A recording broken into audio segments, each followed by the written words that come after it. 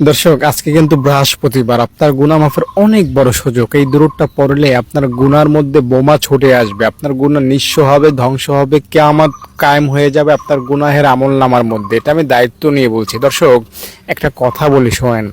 আল্লাহ তাআলা আপনাকে মাফ করতে চান, আল্লাহ তাআলা আপনাকে অনেক ভালোবাসেন। আজকের এই বৃহস্পতিবারে আপনাকে যে যত মানুষ ভালোবাসে তার চেয়ে বেশি ভালোবাসেন আল্লাহ তাআলা আপনাকে। আপনি যদি নামাজ না পড়েন তবু আল্লাহ আপনাকে ভালোবাসেন, যদি রোজা না রাখেন তবু, আপনি যদি মাজারে সেজদা করেন তবু আল্লাহ আপনাকে ভালোবাসেন। এমনকি দুনিয়াতে হিন্দু যে খ্রিস্টান তাকেও আল্লাহ তাআলা ভালোবাসেন, এমনকি সীমাহীন ভালোবাসেন। কোন বান্দা, চাই সে যে ধর্মেরই হোক, চাই সে যে গুনাহগারই হোক, জেনা করেছে, সুদ খাইছে, ঘুষ খাইছে, কোনো ব্যাপারই না আল্লাহ তাআলার কাছে। আল্লাহ বলেন, বান্দা আমার কাছে একবার শুধু বলবি মুখ খুলে, নাহমাদুহু ওয়া নুসাল্লি আলা রাসূলিহিল কারীম।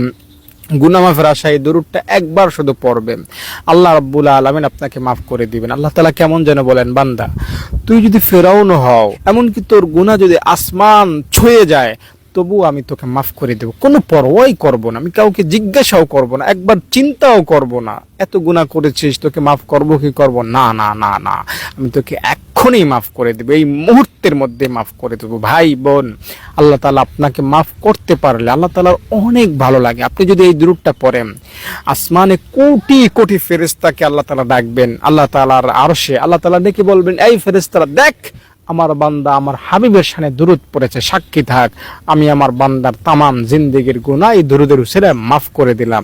কিন্তু আপনি যখন জেনা করেন, আপনি যখন টিভি দেখেন, সিনেমা দেখেন, খারাপ চিন্তা ভাবনা করেন, আপনি যখন বেরোজগার, আপনি যখন বেপরদায় বাজারে গিয়েছেন, আল্লাহ তাআলা কিন্তু ফেরেশতাদের চোখে কষ্টিপ মেরে দেন, ফেরেশতাদেরকে আল্লাহ তাআলা জানান না, ঠিক না? কিন্তু আপনি একটা ভালো কাজ করলে আল্লাহ তাআলা সব ফেরেশতাকে এলান করে জানিয়ে দেন, আমার এই বান্দাটা আমার কাছে আজকে মাপ চাইছে রে, আমার মনটা ভরে গেছে, ঠিক না?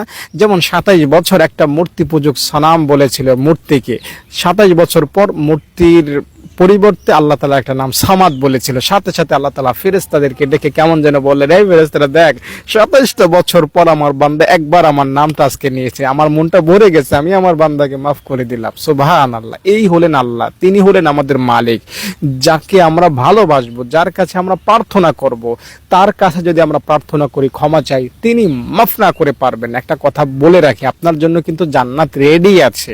আল্লাহ তাআলা আপনার জন্য জান্নাত, আপনি মরবেন তারপরে বানাবেন না, না না, সেটা না। আপনার জন্য জান্নাত আজকেও আছে, এই বৃহস্পতিবারও আপনার জন্য জান্নাত রেডি আছে। যদি আপনি আমলটা করেন, ইনশাআল্লাহ আপনি জান্নাত, আপনার ওই রেডি জান্নাত পেয়ে যাবেন। তাই বেশি বেশি দরুদটা আজকের এই বৃহস্পতিবারে পাঠ করুন, ইনশাআল্লাহ ভাগ্য খুলে যাবে।